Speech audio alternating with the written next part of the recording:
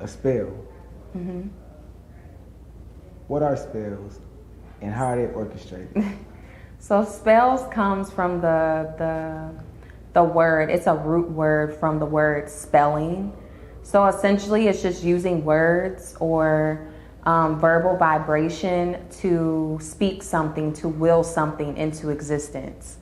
It can go a little bit deeper than that, where people are not only just saying or speaking intentions, but they're actually doing certain things to create these intentions, aka like candles, jars, and like, you know, different condiments or herbs or crystals or, you know, different things like that.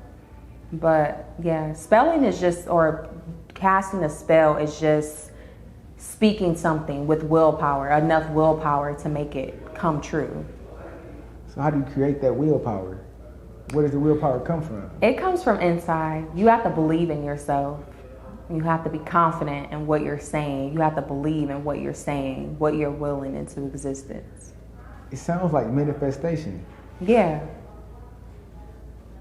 So you telling me that a spell is only manifestation?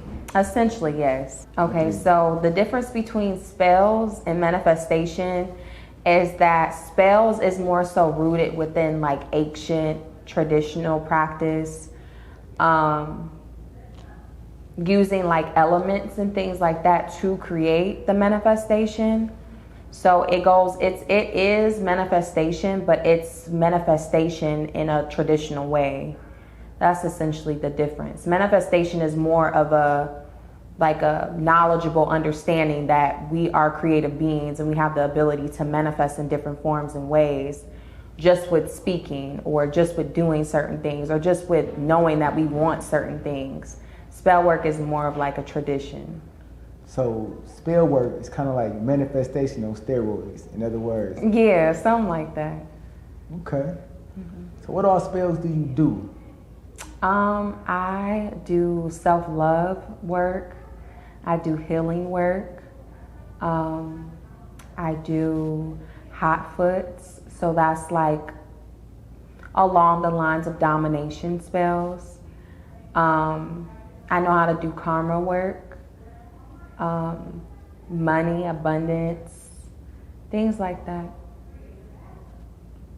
Okay. So you said karma work and money in abundance, right? Mm-hmm. What does the karma work and the money in abundance do? Could you explain all the different spells and exactly what they do? Yes. So a self-love spell is just amplifying like love within someone, kind of giving them a jump start to like love themselves. Now, some people, if it's super challenging for them, there could be something that kind of happens more on the harsher side that forces them to love themselves, to actually learn the lesson of loving themselves. But a lot of times if people are coming to me and paying me for it, they're ready and receptive to the work. And then a money abundance spell is just to help someone to grow their abundance, their money, get money in unexpected ways, or if they have certain channels to make money, just amplifying the money that they receive through those channels.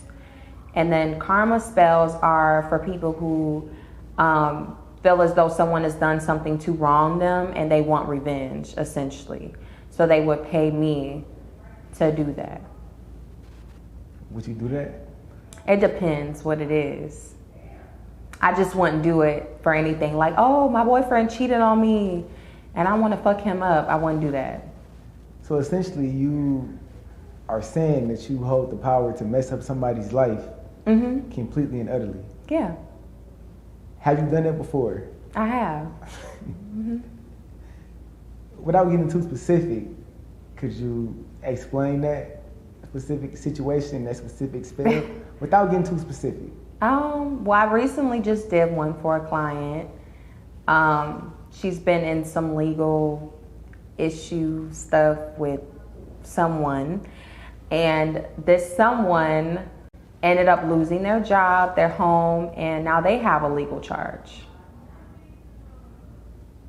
that they're fighting. Do you feel like that creates bad karma for you because you orchestrated it? No, because if I feel like I'm righteous in it, then yeah. That's why I have to feel righteous in it. Otherwise, I won't do it. If I feel like it's not righteous, I won't do it, because then yes, I'm going to get karma for that. But I believe that we're judged by our heart. So if you do something with pure and genuine intent, or with the intent to help someone or to make something right, then you're on the good side of karma. Okay. What are the most common spells that people ask for? A lot of people ask for money spells or reversals. So like if someone is having a complicated situation that's just not going in their favor, like, oh, I'm about to get evicted, or oh, my karma or my credit is really bad, or something like that, I can do spell work to help them with that. Does that work? If you can do that, why are you not the richest person right now? Because I don't know. I just don't really wish to have like tangible, like a whole bunch of money, you know? I just like to be financially free. So as long as I can do what I want in any given moment and I have all I need, I'm okay with that. What about your family? Why don't you give them riches? People around you. I mean, they get them in different ways. They get access to my energetic riches, because what I do is a form of abundance. You know, money is just something tangible, but when you have strong willpower, you have the ability to change things. When you have the ability to speak over things, I feel like that's more expensive than money. Oh, so you feel like kind of what you do is more important, is more valuable for your family than giving them money. Because if I give them money, it's just going to be gone, which I have done before. I've manifested money from my mom before, and it was gone. Like, yeah.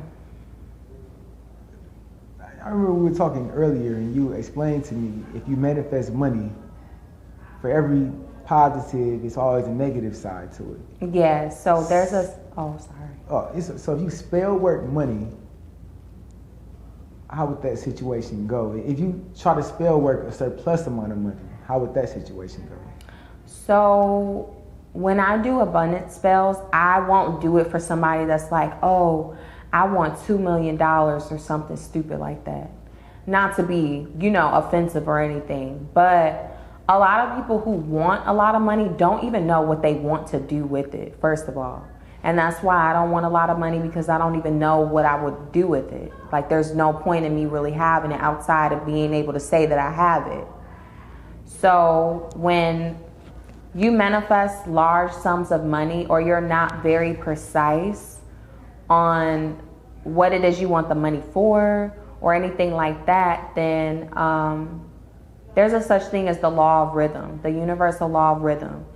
So if you try to manifest a really big amount of money, 9 times out of 10, it's going to come from a place that's going to be just as intense, like on a negative aspect. Meaning, like if someone, like for my brother, for instance, he manifested a lot of money and ended up, his whole leg is broke. He has a robotic leg. But he got a house and he got a car from it. But is it really worth that? Or some people will want to manifest money and then someone will die and they'll get the will money or something like that, So I generally just help people to slowly but surely, or not even slowly, because it does amplify it a lot, but not like within millions or anything like that.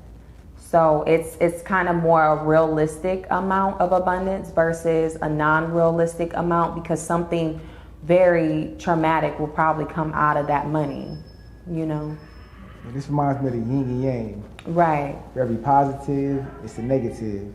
It's the slingshot effect. So as far as you pull it back, as far as it's got to go. You get what I'm saying? So you got to be mindful about, when you're manifesting things, why you're manifesting it, and in what way you want it to manifest. And you have to ask yourself questions. about what you're manifesting, because a lot of things sound good until you experience them. Then you don't want it no more, because it came with things you weren't expecting to come, like for it to come with.